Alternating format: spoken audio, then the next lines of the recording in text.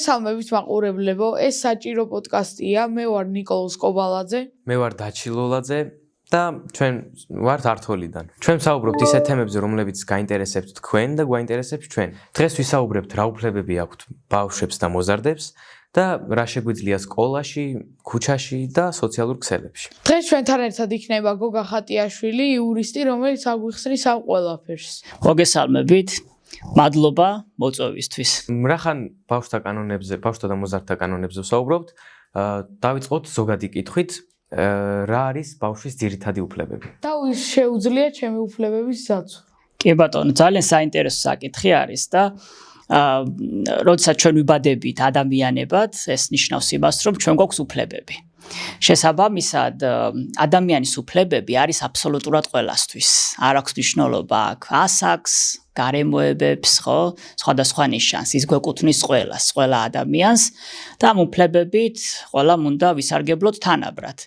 და რა თქმა უნდა, ადამიანის უფლებები აქვთ ბავშვებს, ხო? და ბავშვად ითვლება, ხო, მათ შორის ჩვენი კანონმდებლობის თანახმად ადამიანი, რომელსაც 18 წლის ასაკისთვის არ მიუღწევია.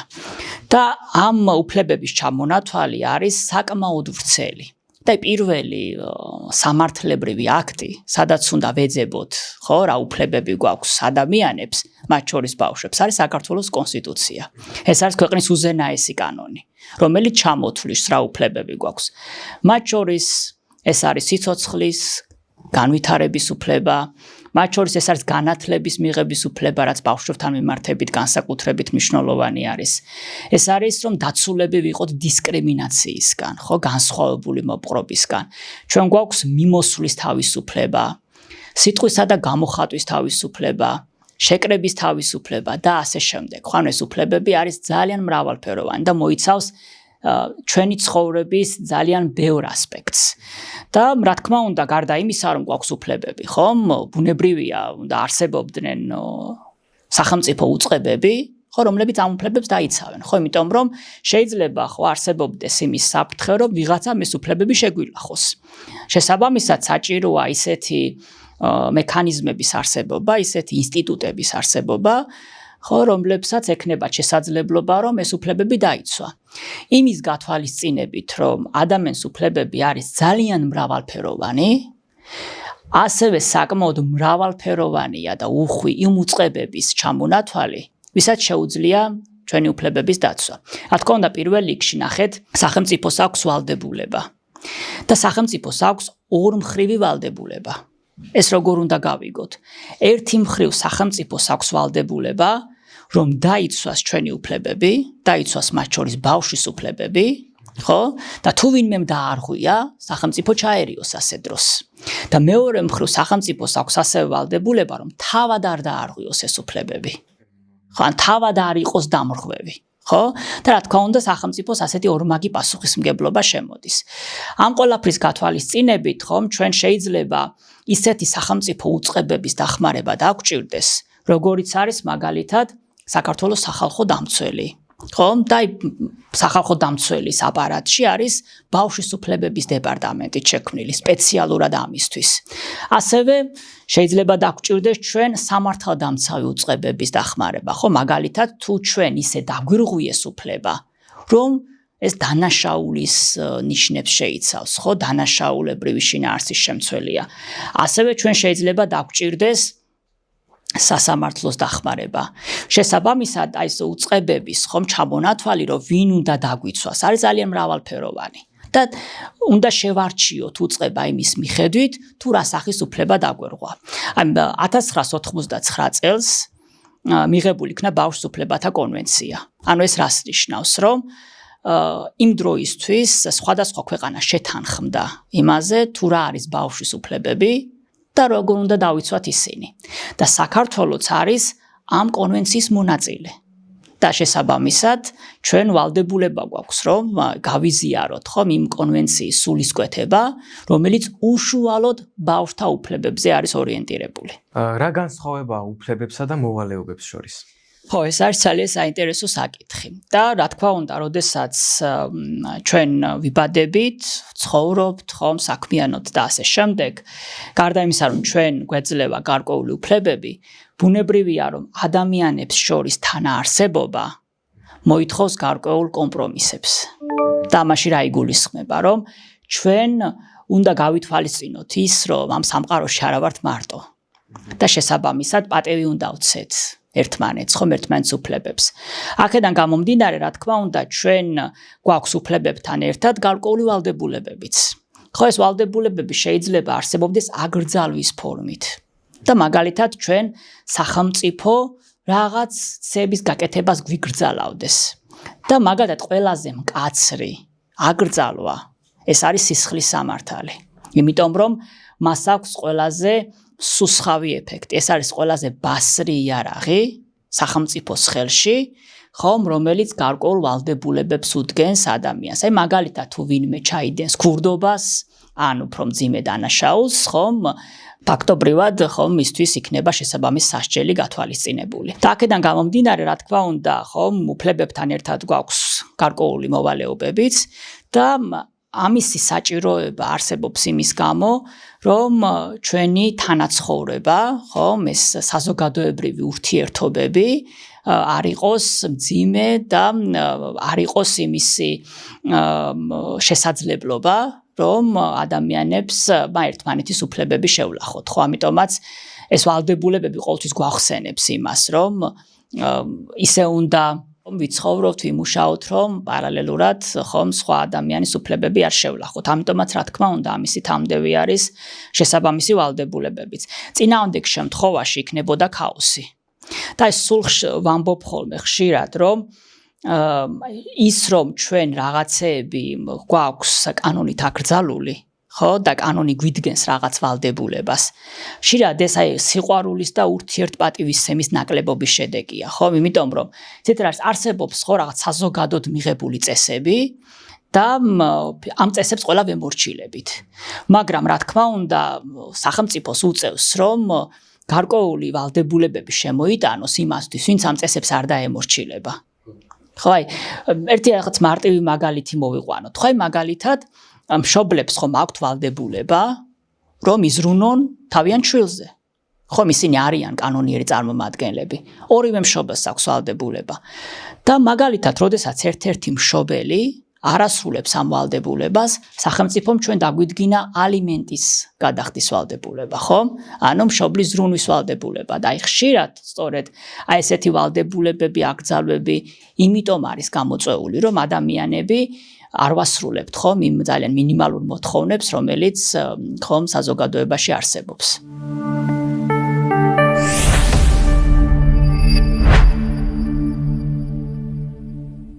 მადლობა დიდი.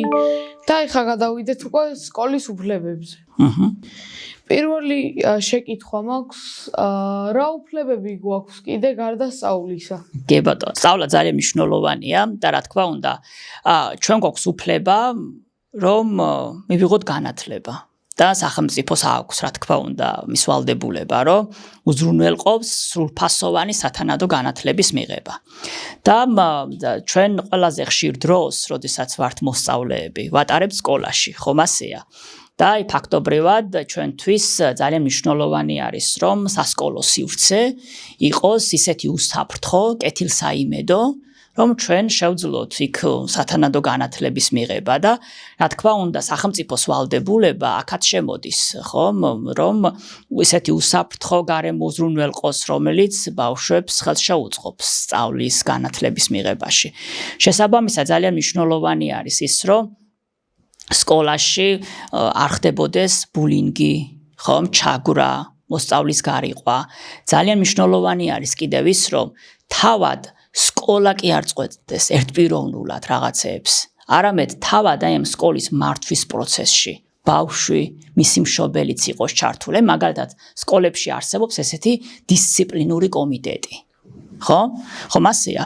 და შესაბამისად, ხო, ეს ამ კომიტეტის მუშაობაში ბავშვიც უნდა იყოს ჩართული, მისი მშობელიც უნდა იყოს ჩართული. ამას გულისხმობს, რომ სასკოლო ცხოვრებაში მონაწილეობდეს და რაც ყველაზე მეტად მნიშვნელოვანია, რომ გადაწყვეტილებები, რასაც სკოლა მიიღებს ბავშვთან მიმართებით, ეს არ უნდა იყოს დამამცირებელი, ბავშვს უნდა აუხსნა.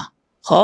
რატომ მივიღეთ ეს გადაწყვეტილება? შეიძლება, ხო, ბავშვის გარკვეულ მოსაზრებებს არ დავეთანხმოთ. მაგრამ რა თქმა უნდა ბავშვისთვის ის უნდა იყოს გასაგები, ხომ რატომ მოხდა ასე. და როდესაც მივიღებთ გარკვეულ გადაწყვეტილებებს ან ბავშვთან მიმართებით გარკვეულ მოქმედებებს განვახორციელებთ, ეს ბავშვისთვის ბავშვის საუკეთესო ინტერესების გათვალისწინებით უნდა მოხდეს. ყოველთვის ჩვენი გადაწყვეტილებები სასკოლო სივრცეში. იქიდან უნდა ამოდიოდეს, რა იქნება ბავშვისთვის ყველაზე საუკეთესო. საუკეთესო გადაწყვეტილება და მაგალითად, ხომ არსებობს სკოლის შინაგანაწესი. და აი სკოლის შინაგანაწესია, ხო, ძირითადი დოკუმენტი, სადაც წერია, ხო, რა უფლებები აქვს მოსწავლეებს, რა უფლებები აქვს მასწავლებლებს, მაგალითად, რა უფლებები აქვს სკოლის ადმინისტრაციის წარმომადგენლებს და ეს სკოლის შინაგანაწესი უნდა იყოს საჯაროდ გამოკრული სკოლაში. ხო. ან კიდევ თუ არ არის საჯაროდ ხელმისაწვდომი, თუ მოსწავლე მოითხოვს, მას უნდა გადასცენ. ეს რომ აი პირველი ხო სადაც არის კონკრეტული უფლებების შესახებ ხო ახსნილი ამ შინაგანაწესში უნდა ვნახოთ. ასევე სკოლას კიდევ ვიცით რა ვალდებულება აქვს. აი წეღან თქვენ მკითხეთ რომ ვის უნდა მივმართოთო დასახმარებლათო ხო მასია, როცა უფლებები გვერღვევაო.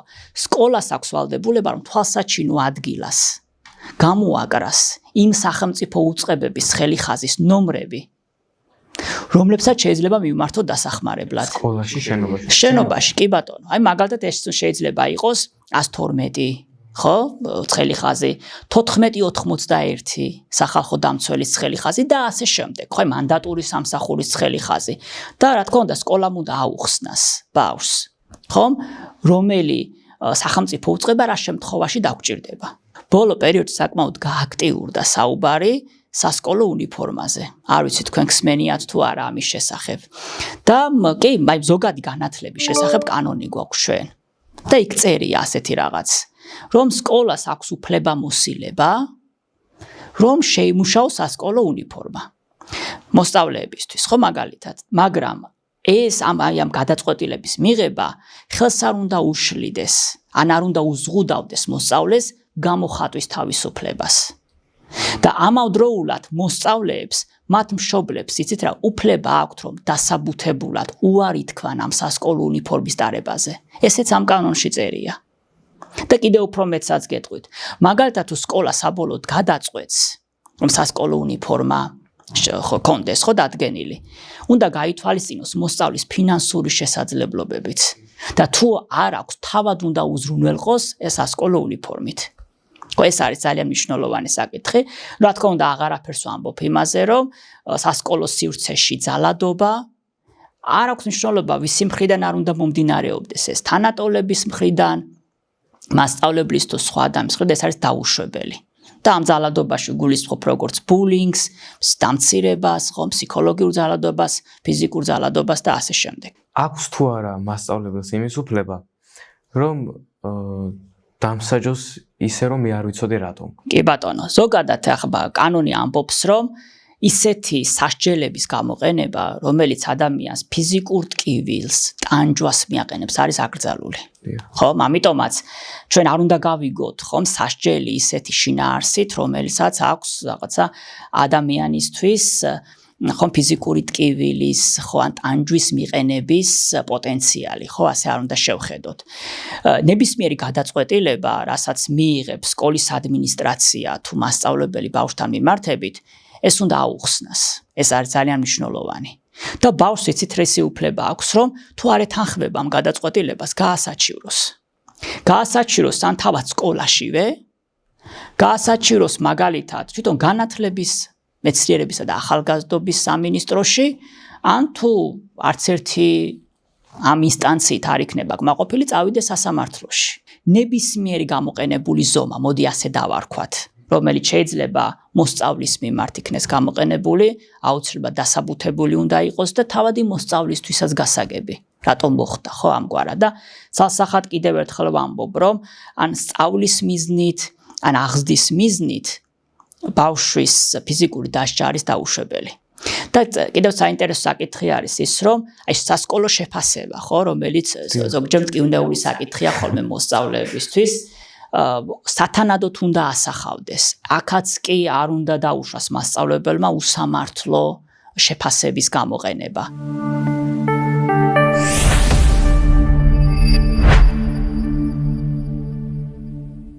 აი მაგალითად ისეთი ამბავი სმენია, რომ ერთმა ბავშვმა ჩაიდინა ცუდი საქციელი და მაგის გამო მთელი კლასი დასაჯეს და მაგალითად შეგიძლია თქვა, რომ ცუდი ნიშნებიც დაუწერეს.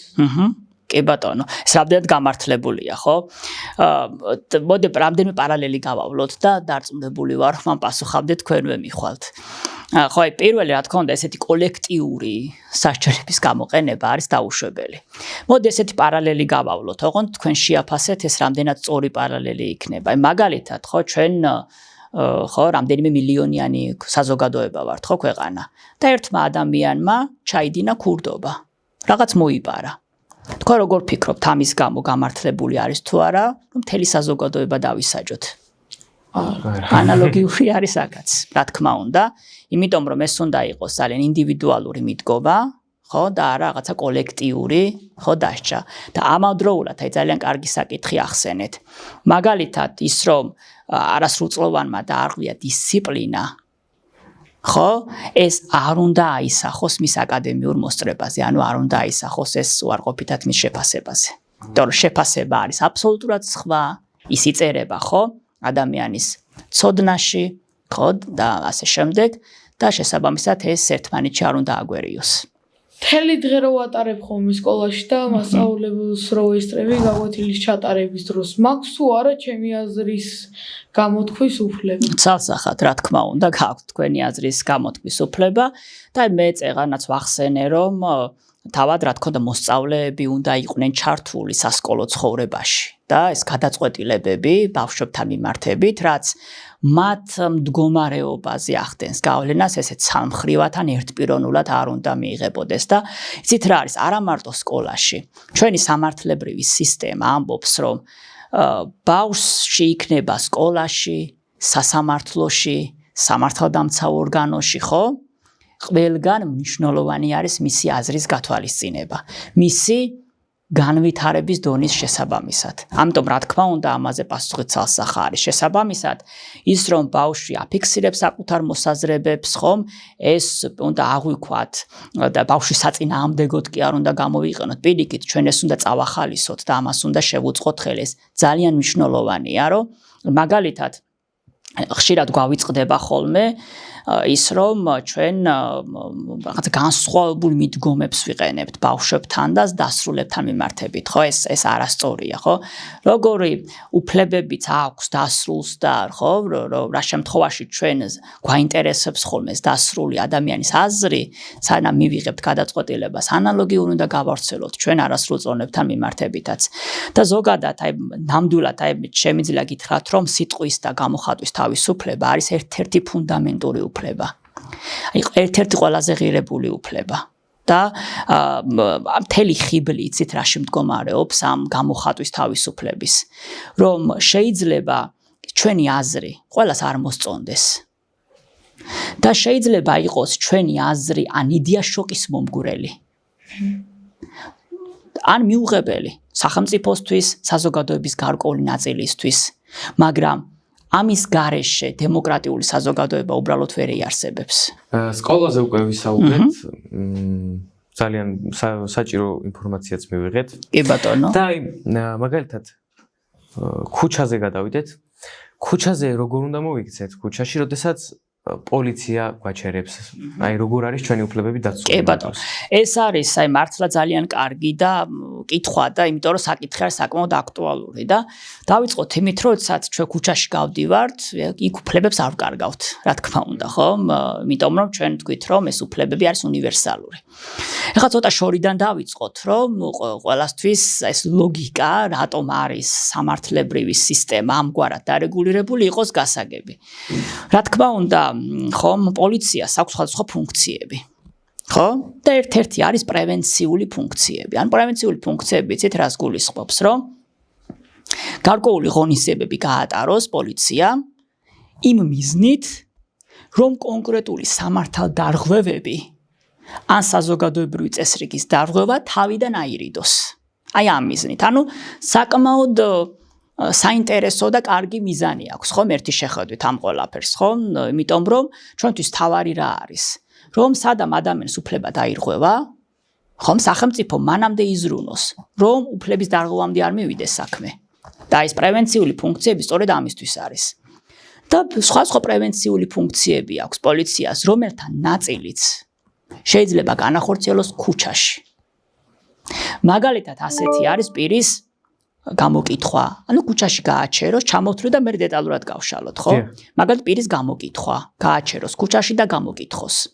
მაგალითად, პირის იდენტიფიკაცია. აი ფოტო გადაუღოს, როდესაც გააჩერებს ქუჩაში. მაგალითად, პირის ზედაპირული შემოწმება და დათვალიერება და ასე შემდეგ. ეს არის პრევენციული ფუნქცია. მაგრამ რა თქმა უნდა, ახლა პოლიციელი, ხო, როდესაც ამ ფუნქციებს ახორციელებს, ამას აკეთებს ქუჩაში, ეს უნდა გააკეთოს შესაბამისი საფუძვლის არსებობის შემთხვევაში. ერთ-ერთი ღონისძიება, როგორც გითხარით, არის პირის გამოკითხვა. ანუ გამოკითხვა რა არის? შეიძლება მიდიხართ ქუჩაში და უცებ პოლიციელმა დაგიძახოთ და შეგაჩეროთ. ოღონდ, რა თქმა უნდა შეგაჩეროთ მაშინ, თუ შესაბამის საფუძველი აქვს. აი მაგალითად, იცით რა არის საფუძველი? თქვენ მიგამსგავსად ძებნილ ან დაკარგულ ადამიანს. ან მაგალითად თქვენ გაქვთ თან იარაღი. კი ბატონო, ან თქვენ იმყოფებით დანაშაულის ან ავტოსაგზაო შემთხვევის ადგილას. ან არსებობს ეჭვი, რომ თქვენ შესაძლოა სამართალდარღვევა გქონდეთ ჩადენილი, ან მას ჩაიდენთ. და როგორ უნდა გამოიცნოს პოლიციამ? ეს უნდა შეაფასოს გარემოებების მიხედვით. ინდივიდუალურად, ხო? და ამიტომ ნახეთ, და ეს არის საფუძველი, ხო? ან ნახეთ, რისი ახსნა მინდა, რომ ეს ვისაც მოუნდება ის კი არ უნდა გააჩეროს. მიზეზი უნდა. რა თქმა უნდა, აი სწორედ ეს, რომ მაგალითად, ხო, გაგაჩერა თქვენ და უბრალოდ მიგამსგავსად ძებნილ პირს, ან დაკარგულ ადამიანს, ან პოლიცია ეძებს დაკარგულ ადამიანს და მიგამსგავსად რაღაცნაირად თქვენ გარეგნული ნიშნებით. შეიძლება ხო გაუჩნდეს ინტერესი. ამის გამო თქვენთან გასაუბრების, ხომ ასეა. როდესაც გაგაჩერეთ პირველ რიგში, ხო, ნახეთ, თუ გარეგნულად პოლიციელის იდენტიფიცირება არის შეუძლებელი. ეს სამოქალაქო ფორმაშია. მას აქვს ვალდებულება, რომ წარმოგიდგინოთ საკუთარი უფლებამოსილების დამადასტურებელი დოკუმენტი. ან თქვენ ხომ უნდა დარწმუნდეთ, რომ ის ნამდვილად პოლიციელია. შეიძლება ფორმა ეცვას და ფორმით ხომ მიხვდებით პოლიციელი, მაგრამ თუ არ აცვია, ვალდებულება აქვს რომ ეს გითხრათ. ასევე გითხრათ რატომ გაჩერებთ. და მერე დაიწყოს ეს გამოკითხვის პროცესი. ანუ გამოკითხვა რას ნიშნავს? გითხოთ სახელი და გვარი, ანუ თქვენი ვინაობა დაადგინოს, ხო? და გითხოთ სახელი გვარი, ხო, ასაკი კითხოთ და ასე შემდეგ. აი ამ პროცესში, ხო, აი მაგალითად, ოღონდ ახლა საინტერესო საკითხი არის. ამისი გაკეთება შეუძლია პოლიციას სრულწლოვან ადამიანებთანაც და ბავშვებთანაც. და კანონი ამბობს და პოლიციის შესახებ კანონი არის ასეთი, რომ აი ამ ღონისძიების განხორციელება, ხო, ახლა მე რაზეც ვისაუბრე, 14 წლამდე პირთან მიმართებით უნდა მოხდეს მშობლის თანდასწრებით. ეს ძალიან მნიშვნელოვანი დეტალი, რომელიც უნდა ვიცოდეთ. ხო? და მაგათ აი გესაუბრებათ პოლიციელი, შეიძლება პოლიციელს უცებ დაჭირდეს თქვენი იდენტიფიკაცია. ანუ იდენტიფიკაცია რას ნიშნავს? რომ სხვადასხვა ხელსაწყოების მეშვეობით დაადგინოს თქვენი ვინაობა. აი მაგათ ერთ-ერთი ღონისძიება, იცით რა არის? ამოიღოს ტელეფონი და გადაგიღოთ ფოტო. ოღონდ ამისი გაკეთება არის ყველაზე უკიდურესი ღონისძიება. და ეს მხოლოდ მაშინ უნდა გააკეთოს, თუ თქვენი ვინაობის დადგენა ვერ ხერხდება. ან განსაკუთრებულ სირთულეებთან არის დაკავშირებული. ესე იგი არ შეიძლება პირდაპირ ტელეფონით ფოტოს. აბსოლუტურად სწორად მიხვდით. ზუსტად ასეა. ხო, აი მაგალითად მე თუ ვეუბნები სახელსა და გვარს, ვაძლევ პირადობის მოწმობას, საერთოდ აღარ ადგას საჭიროება ფოტოს გადაღების. ფოტოს გადაღება ხდება მაშინ, როდესაც ვერ ვადგენ ადამიანის ვინაობას. ან განსაკუთრებულ სირთულეებთან არის დაკავშირებული. ან კიდევ მაგალითად კი მაწოდის პირადობას, მაგრამ მიჩნდება ეჭვი, რომ ის არასახავს იმ პიროვნებას რეალურად, რომელიც გაჩერებული მყავს და ასე შემდეგ, აი ასეთ შემთხვევაში. და კიდევ ერთ საინტერესო ეს არის, შეიძლება აი ამ პროცესში გაჩერებული, როდესაც ვართ და ვინაობას ადგენს პოლიციელი, შეიძლება დაჭირდეს ზედაპირული შემოწმება და დათვალიერება. თქვენ იცით თუ არა ეს რა არის? იცი ნიკოლოზ? აი თქვენი აზრით. მე როგორც ვიცი, ზედაპირული შემოწმება არის ჯიბებზე, ჩანთაზე. მაგრამ როგორც ვიცი, არ აქვს უფლება შიგნიდან შემოწმოთ. კი, ეს არის ზუსტად. ანუ ერთ-ერთი ღონისძიება არის სწორედ ზედაპირული შემოწმება და დათვალიერება. ხო, ანუ ზედაპირული შემოწმება იცით რა არის, რომ მაგალითად, აი როდესაც გაჩერებული ხართ, ტანსაცმლის გარე ზედაპირზე ხელით ან სპეციალური ხელსაწყოთი, აი მაგალითად მეტალოდეტექტორით, ან საშუალებით შეხებას. ეს არნიშნავს ჯიბეებში ხელის ჩაყოფას, ჩანთაში ხელის ჩაყოფას. ეს არის უკვე ჩხრეკა, რომელიც სისხლის სამართლის ღონისძიებაა და სხვა სტანდარტი სჭირდება. სისხლის. ხო, და ამიტომ ზედაპირული შემოწმება ნიშნავს ხელით. უფრო მეტსაც გეტყვით. როდესაც ხელით ახორციელებს პოლიციელი, ეს უნდა გააკეთოს იმავე სქესის პოლიციელმა, რომელიც სქესისაც არის შეჩერებული პიროვნება. და თუ მაგალითად არ არის იმავე სქესის, მაშინ ხელით შეხება არ შეუძლია, მხოლოდ სპეციალური ხელსაწყოთიან საშუალებით. და კიდევ რაც უნდა ვიცოდეთ წესები. აი ღონისძიების ჩასატარებლად არ აქვს უფლება 30 წუთზე მეტ ხანს დაგვაყოვნონ. დაგვაყოვნონ შემოწმებისთვის 30 წუთზე მეტად ზოგადად. კი, აი გაჩერების დროს არ აქვს, აი ზედაპირული შემოწმების დროს 30 წუთზე მეტად დაყოვნების უფლება არ აქვს. ესეც კანონში წერია. და კიდევ ერთი, ზედაპირულ შემოწმებას ან დათვალიერებას თუ დაასრულებს პოლიციელი, ხო? უნდა შეადგინოს აუცილებლად ოქმი. ვალდებულება აქვს და შეგიძლიათ ეს ოქმი ნახოთ, გაეცნოთ, თუ რაღაც სარეთახმებით იქვე დაწეროთ. ეს ჩვენზე შედგენილი ოქმი. კი, რა თქმა უნდა, რომ ზედაპირული აღწეროს, ხო რა არის, მაგრამ აქვე ერთი რაღაც არ უნდა გამოგჩეს. ზედაპირული შემოწმების დროს, ხო აი ხელით, როდესაც ხდება ტანსაცმელზე შეხება, შეიძლება ეს ზედაპირული შემოწმება ჩხრეკაში გადაიზარდოს. თუ მაგალითად პოლიციელი აღმოაჩენს ამ ზედაპირული შემოწმებისას რაიმე საეჭვოს. შემდეგ უკვე ჩხრეკის უფლება აქვს. შემდეგ უკვე აქვს ჩხრეკის უფლება. მაგალითად ზედაპირულად შეამოწმა და უცებ აღმოაჩინა, რომ რაღაცა იარაღის მსგავსი მოყვანილობის რაღაც ხო საგანი. ხო უკვე ხო ეს ეჭვი უფრო გაძლიერდა, ხო რაღაც აკრძალული ნივთი შეიძლება ქონდეს ადამიანს. ამიტომ შეიძლება უკვე რომ ზედაპირული შემოწმები დაიწყოს და მერე ჩხრეკაში გადაიზარდოს.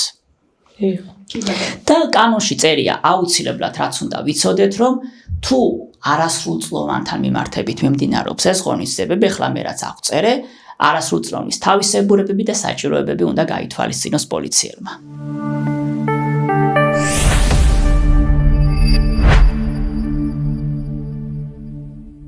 მაქვს თუ არა იგივე უფლებები სოციალურ ქსელში, რაც რეალურ ცხოვრებაში? კი, რა თქმა უნდა, იმიტომ რომ ეს უფლებები არის უნივერსალური, ყველგანთან დაყვება, არ აქვს დროს, სივრცეს, გარემოებას. და გარდა იმისა, რომ სოციალური ქსელი ხო და ინტერნეტი საკმაოდ ბევრ რამეში გვეხმარება, ხომ ასეა. და ისი ხელმისაწვდომობა მნიშვნელოვანია, მათ შორის ინფორმაციის მოსაძიებლად, ხო? ასევე გარკვეულ საფრთხეებსაც შეიცავს. და აი გარკვეულმა კანონდარღვევებმა თუ უფლებების დარღვევებმა ხო გადაინაცვლა, ხო უკვე აი ვირტუალურ სამყაროში. ეს არის 21 საუკუნის ერთ-ერთი გამოწვევა. აი ერთი კითხვას დაგისვამთ.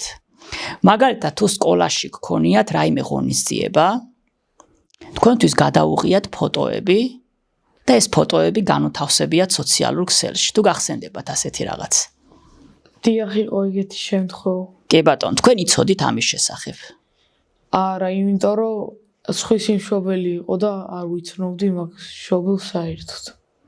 ხო, ნახეთ, როდესაც ჩვენ პერსონალურ მონაცემებს ეხება საქმე და ეს პერსონალური მონაცემი არის ყველა მონაცემი, რომელიც ჩვენი იდენტიფიცირების შესაძლებლობას იძლევა. მათ შორის ჩვენი ფოტოსურათიც. 16 წლის ასაკიდან, 16 წლიდან ჩვენ შეგვიძლია განვაცხადოთ თანხმობა, ჩვენზე არის დამოკიდებული ეს მონაცემები დამუშავდება თუ არა. და 16 წლამდე თუ ვართ, მაშინ მშობლის თანხმობა არის საჭირო. მოდი ახლა უფრო მარტივად დავხსნათ. მაგალითად, თუ სკოლა გადაწყვეტს, რომ თქვენი მონაცემები დაამუშავოს, მაგალითად, რაიმე ღონისძიებაზე განათავსოს თქვენი ფოტო სოციალურ ქსელში. თუ 16 წლისა ხართ, თქვენგან უნდა აიღოს თანხმობა. თუ 16 წლის ჯერ არ ხართ, მშობლის თანხმობა სჭირდება ამისთვის. ორივე შემთხვევაში თანხმობა არის საჭირო. დიახ, ან მშობლის, ან ბავშვის. ეს ძალიან მნიშვნელოვანია, ხო, იმიტომ რომ, ოდესაც რა თქმა უნდა, ჩვენი პერსონალური ინფორმაცია ხომ სოციალურ სივრცეში არის გაზიარებული, ხო? შეიძლება ეს გარკვეული საფრთხეების შემცველი იყოს ბავშვებისთვის. და ამიტომაც არის მეტი წინდახედულობა და სიფრთხილე საჭირო. და ბოლო პერიოდში ერთი საკმაოდ მძიმე ტენდენცია გამოიკვეთა სოციალურ ქსელში, ხო, იმიტომ რომ ეს საბადროულად არის კომუნიკაციის დამყარების მარტივი საშუალება, ხომ ასეა. და მაიხში ხოლმე ხშირად, როდესაც ზრდასრულები, უფრო ხშირად არასრულწლოვნების გამოუცდელობით სარგებლობენ და სთხოვენ ხოლმე გარკვეული პირადი ცხოვრების ამსახველ ფოტოებს, ვიდეოებს. ეს ბავშვებიც უგზავნიან და შემდგომში ამით აშანტაჟებენ. და ეს საკმაოდ მძიმე შედეგების მომტანი არის ხოლმე. ამიტომაც აუცილებლად უნდა ვიცოდეთ, რომ სოციალურ ქსელში უცნობ ადამიანებს ჩვენი პირადი ცხოვრების შესახებ არაფერი არ უთხრათ. მაგალითად, ნახეთ, როგორი უცხოებიც არიან ადამიანები ჩვენთვის ქუჩაში. ასეთივე უცხოები არიან სოციალურ ქსელშიც. და ძალიან მნიშვნელოვანია ხომ ამისგან თავის დასხვევა. რას გვეტყვით დისკრიმინაციაზე, მაგალითად აი ვიღაცა რო გიფასებთ აი ამ პირსინგს რო გეჩხუბებათ საყურეებზე, ბიჭს რომ აგრძელით მე. ჩემს მეგობარს გადახდა ესეთი რაღაც და ზოგადად ქალაქშიც ბევრი შემთხვევა ყოფილა, რომ პირსინგი გაიკეთა, ცხვირი გაიხრიტა და მივიდა ერთი ქალი და ძალიან ცუდად შეხედა ამ ყველაფერს და სიტყვებითაც გამოხატა ეს ყველაფერი და აი რას ფიქრობთ ამაზე? კი, ნიცა სამწუხაროდ არ მიგვირს და ეს არ არის ხოლმე პირველი შემთხვევა, როდესაც ადამიანი ხდება, ხო, დისკრიმინაციული სამიზნე მისი განსხვავებულობის გამო. და ძალიან ნათელია ის, რომ საქართველოს კონსტიტუცია ამას გრძალავს. არ აქვს მნიშვნელობა ჩვენ რა გვეცმება, ჩვენ რა რელიგიის მიმდევარი ვართ, ხომ, რა პოლიტიკური შეხედულებები გვაქვს. ყველა ადამიანი არის თანასწორი. ეს არის ჭეშმარიტება. ამიტომ არათუ ადამიანის დაჩაგვრა ამის გამო, არამედ განსხვავებული მოპყრობაც კი არის დაუშვებელი. და მაგალითად, თუ ასეთ შემთხვევას წავაწყდით, ერთ-ერთი ორგანო, ხო, რომელიც განიხილავს ასეთ საქმეებს, არის საქართველოს სახალხო დამცველის აპარატი. და 1491 არის ცხელი ხაზის ნომერი და შეგვიძლია რომ ეს გამოვიყენოთ, ხო? ეს დაცვის შესაძლებლობა, ხო? მე დასაწყისშიც აღვნიშნე, რომ როდესაც საზოგადოებაში ვცხოვრობთ, რა თქმა უნდა, ეს ჩვენი თანაცხოვრება კომპრომისებს მოითხოვს. კომპრომისი ნიშნავს იმას, რომ ჩვენ პატივი უნდა ვცეთ ერთმანეთს და რაღაცა არ დავჩაგროთ მისი განსხვავებული შეხედულების გამო. შეიძლება მეც ბევრი რამ არ მომწონდეს. მაგათაც რომ მივდივარ ქუჩაში, შეიძლება მე არ მომწონდეს ადამიანის თმის ფერი და გავღიზიანდი ამის გამო. ან არ მომწონდეს რაღაცა სხვა რაიმე ნიშანი. ეს არ ნიშნავს იმას, რომ ჩვენ თავს უნდა მივცეთ უფლება, რომ ის დავჩაგროთ, ან გავრიღოთ, ხო? იმიტომ რომ ეს საზოგადოება სამყარო არის ძალიან მრავალფეროვანი. და რა თქმა უნდა, თანაცხოვრების პროცესი მოითხოვს, რომ მიუხედავად იმ განსხვავებულობისა, რომელიც ჩვენ გვაქვს, ვცეთ პატივი ერთმანეთს. რა ხდება იმ შემთხვევაში, თუ მოზარდს უნდა თავისი სახელის ან გვარის ან ორივეს შეცვლა? და რამდენჯერ შეუძლია? კი ბატონო. ზოგადად ჩვენ შეგვიძლია რომ შევიცვალოთ სახელი ან და გვარი ან ორივე ერთად. როდესაც ჩვენ ვიბადებით, ჩვენ ხო არ გვაქვს შესაძლებლობა რომ ჩვენი სახელი განსაზღვროთ, ხო? იმ დროისთვის. და ამას წყვეტენ ძირითადად მშობლები. კანონშიც ასეა, რომ დაბადებულ ბავშვს მშობლები ურჩევენ სახელს. მაგრამ მოგვიანებით, რა თქმა უნდა, ჩვენ გვაქვს შესაძლებლობა რომ ეს შევიცვალოთ. ოღონდ კანონი ამბობს, რომ ეს უნდა გაკეთდეს როგორც წესი ერთხელ. და არა ხშირად, ხო? ამიტომ ერთხელ გვაძლევს ჩვენ სახელმწიფო შანსს, რომ შევიცვალოთ სახელი ან და გვარი, ან და ორივე. რა თქმა უნდა, სახელის შეცვლის უფლება აქვს არასრულწლოვანსაც. და თუ არასრულწლოვანი არის უკვე 10 წლის ასაკის. 10 წლის, ან მეტი, 18 წლამდე, ხო? მისთვის სახელის ან და გვარის შეცვლა მისი თანხმობის გარეშე არის დაუშვებელი. ანუ 10 წლიდან ჩვენ შეგვიძლია გავცეთ თანხმობა, გვინდა თუ არა, ჩვენი სახელის ან და გვარის შეცვლა. ეხლა დანარჩენ პირობებს რაც შეეხება. თუ არასრულწლოვანი არის 16 წლამდე. და მას უნდა რომ სახელი ან და გვარი შეიცვალოს. ეს უნდა გააკეთოს მშობლების თანხმობის შემთხვევაში. მშობლების თანხმობა აუცილებელია. ხოლო მშობლები თუ ვერ თანხმდებიან ამაზე, მაშინ უკვე დავამ შეიძლება სასამართლოში გადაინაცვლოს. 16 წლისები როდესაც ვართ, უკვე ჩვენ გვაქვს ვალდებულა პირადად მივმართოთ განცხადებით. ეს შეიძლება მივმართოთ იუსტიციის სახლს ან სახელმწიფო სერვისების განვითარების სააგენტოს ნებისმიერ ტერიტორიულ ორგანოს. ოღონდ მშობლების თანხმობა უნდა წარმოადგინოთ აქაც. 16 წლისას. დიახ, უბრალოდ 16 წლამდე და 16 წლის შემდეგ იცით რა განსხვავება? ვინ მიმართავს სახელმწიფოს? 16 წლიდან უკვე ჩვენ გვაქვს ვალდებულება რომ პირადად ჩვენ მივმართოთ, ჩვენი განცხადება დაფიქსირდეს. და სახელმწიფო, რა ვიცი, უარს არ გვეტყვის სახელის შეცვლაზე, მაგრამ ერთი შეზღუდვა აქვს სახელმწიფოს. რა ტიპის სახელი შეიძლება დავირქვათ? მაგალითად, თქვენ თუ მოგინდებათ რომ დაირქვათ ისეთ სახელი, რომელშიც არის ციფრები, მაგალითად გინდათ რომ დაირქვათ 1 2 3. ამის შესაძლებლობა თქვენ არ გექნებათ. ან თუ მაგალითად თქვენ სახელში გამოყენებული არის უწმაწური, უცენზურო ან შეურაცხყოფელი სიტყვები, სახელმწიფო ამის ნებას არ დაგრთავთ და ასევე არ დაგრთავთ ნებას რომ მრავალწევრიანი სახელი გქონდეთ. ანუ მრავალი წევრი ნიშნავს 2-ზე მეც. ანუ 2 წევრიანი სახელი შეიძლება გქონდეთ. მიუხედავად იმისა, რომ შეიძლება ჩვენ სახელი და გვარი შევიცვალოთ, ჩვენი პირადი ნომერი, რომელიც ჩვენ დაბადებისას გვენიჭება, რჩება უცვლელი. ამას არავინ არ ცვლის. სახელი როგორც წესი მარტო იურიდიული საკითხი არ არის, ხო, ის განსაზღვრავს ადამიანის სოციალურ იდენტობას და ჩვენ ადამიანები ამ სახელით კომუნიკაციობთ ერთმანეთში, ხო, მასე პოზიციონირებთ საზოგადოებაში, ხო, მასეა. და სწორედ ამ ლოგიკით არის გამოწვეული, რომ სახელმწიფო არ გვაძლევს უფლებას, რომ ბევრჯერ შევიცვალოთ ჩვენი სახელი და გვარი და მერე საზოგადოება დავაბნიოთ იმაში, რა გვქვია, ხო? თქვენ თუ გქონიათ როდესმე სურვილი, რომ სახელი ან გვარი შეგეცვალათ? მე არ მქონდა, არ გამჩენია, რადგან აი უკვე მივეჩვიე რომ მომართავენ ჩემს სახელის მომწონს და ანუ იმათაც ვისაც ძნელი იქნება რომ რა თქმა უნდა სახელზე მიეჩვიო. კი, ამიტომ საკმაოდ ესეთი მგრძნობიარე საკითხი არის, ხო? უბრალოდ ნახეთ, ჩვენი უფლება რომ ვაკონტროლოთ ჩვენი სახელი და გვარი, ხო, ჩვენ გვაქვს უფლება რომ ვაკონტროლოთ, ხო?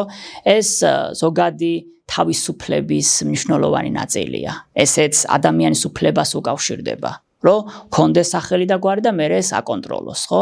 შესაბამისად, როდესაც ჩვენ ვიბადებით ადამიანებად, ჩვენ გვაქვს რა თქმა უნდა სახელისა და გვარის ხო, უფლება, რომელიც ჩვენს იდენტობას განსაზღვრავს. ერთი შეკითხვა მინდა დაგისვათ, რადგან დაბადებას უკავშირდება.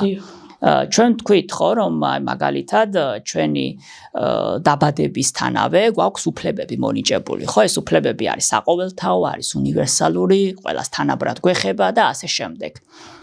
ფიქრობთ თუ არა რომ არსებობს უფლება, რომელიც მანამდე გვაქვს, ვიდრე დავიბადებით. უბრალოდ ამ უფლების განხორციელება ჩვენს დაბადებაზეა დამოკიდებული. არ ვიცოდი. ეს არის მემკვიდრეობის უფლება. ის რომ ჩვენ გვაქვს უფლება მივიღოთ მემკვიდრეობა ჩვენი წინაპრისგან, ხო? ჩასახვისთანავე ხდება და რომელიც რეალიზდება, ან რომელიც აღსრულდება, მას შემდეგ რაც დავიბადებით.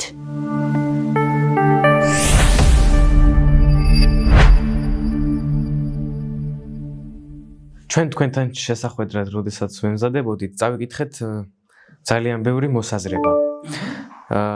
რამდენიმე ამოვწერეთ და გვაინტერესებს თქვენი აზრი, მითია თუ რეალობა.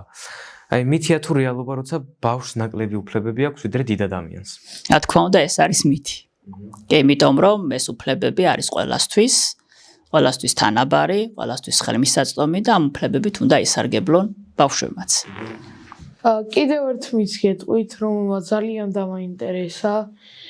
ეს მითი არის, რომ აქვს თუ არა მასწავლებელს უფლება, რომ თავისით გადაწყვიტოს ყველაფერი. რა თქმა უნდა არა, როდესაც სკოლა იქნება, მასწავლებელი თუ სკოლის ადმინისტრაცია იღებს გადაწყვეტილებას ბავშვთან დაკავშირებით, ბავშვის მოსაზრებები, მისი ინტერესები აუცილებლად უნდა გაითვალისწინოს. შესაბამისად, ნებისმიერი გადაწყვეტილება, რომელიც მიიღება სასკოლო სივრცეში, ბავშვის საუკეთესო ინტერესებს უნდა ემსახურებოდეს. ასეთი მოსაზრებაც არის, რომ თუ პატარა ხარ, შენი აზრი ნაკლებად მნიშვნელოვანია. ჩვენი აზრი ყოველთვის მნიშვნელოვანია, ჩვენი განვითარების და სიმწიფის ხარისხის გათვალისწინებით. კიდევ ერთი მოსაზრება არის ბავშვის აღზრდის მიზნით ფიზიკურად დაშა გამართლებულია. ეს არის მითზე უფრო მითი. რა თქმა უნდა, არის დაუშვებელი და პირდაპირ ეს კანონშიც გვიწერია, ხო, მარტო ჩემი როგორც იურისტის პოზიცია რომ არ გითხრათ და ასევე მე გეტყვით ლაიონერ შრაინერის სიტყვებს და ესეთი წიგნი აქვს კევინზე უნდა დაგელაპარაკო და მე გირჩევთ რომ წაიკითხოთ ეს წიგნი სადაც ავტორი წერს რომ ბავშვს ჩვენი სითბო და სიყვარული ყველაზე მეტად მაშინ სჭირდება ოდესაც ამას ნაკლებად იმსახურებს და ასეთი მოსაზრებაც არსებობს ადამიანს უფლებები აქვს მას შემდეგ, რაც სრულწლოვანი ხდება. მარტივი მისახვედრია, ხო, ესეც არის მითი, იმიტომ რომ, ოდესაც ჩვენ ვიბადებით ადამიანებად, გვაქვს უფლებები. უბრალოდ არსებობს ძალიან მცირე რამდენიმე გამონაკლისი უფლება, რომლის განხორციელებაც ჩვენ სრულწლოვანებაზე არის დამოკიდებული. აი, მაგალითად, ესეთი არის არჩევნებში მონაწილეობის უფლება. დანარჩენ შემთხვევაში ის ფუნდამენტური ძირითადი უფლებები არის ყველასთვის საერთო. ძალიან დიდი მადლობა ჩვენთან შეხვედრისთვის. მე ვფიქრობ, რომ ძალიან საინტერესო პოდკასტი გამოვიდა. შენ რას ფიქრობ? ძალიან დიდი მადლობა თქვენ მიერ დათმული დროისთვის. ჩვენ დღეს სტუმრად ყავდა გოგა ხატიაშვილი, იურისტი, რომელმაც მოგცა ჩვენ რაც გვჭირდებოდა საჭირო ინფორმაცია. ეს საჭირო პოდკასტია. და შევხვდებით არაერთხელ სხვა სტუმრებთან ერთად და ვისაუბრებთ თემებზე, რომლებიც თქვენს გაინტერესებთ და ჩვენც. მადლობა თქვენ კიდევ ერთხელ მოწვევისთვის და მე ვფიქრობ, რომ ეს პოდკასტი არის საკმაოდ საჭირო და გამოსადეგი. ყველა ადამიანისთვის, იმიტომ რომ მაგალითად მე როდესაც ვიყავი სკოლის მოსწავლე, ამდენი შესაძლებლობა არ ქონდა მაშინ, რომ ასეთი ინფორმაცია მიგვეღო და ეხლა როდესაც კიდევ უფრო მეტი შესაძლებლობა არსებობს, ხო, რომ ვილაპარაკოთ ჩვენ იმ უფლებებზე, ხო, რომელიც ჩვენ გვაქვს და გვჭირდება ყოველდღიურ ცხოვრებაში, ამგვარი ინიციატივები არის ძალიან დასაფასებელი. ამიტომ მადლობა თქვენ და გისურვებ წარმატებას.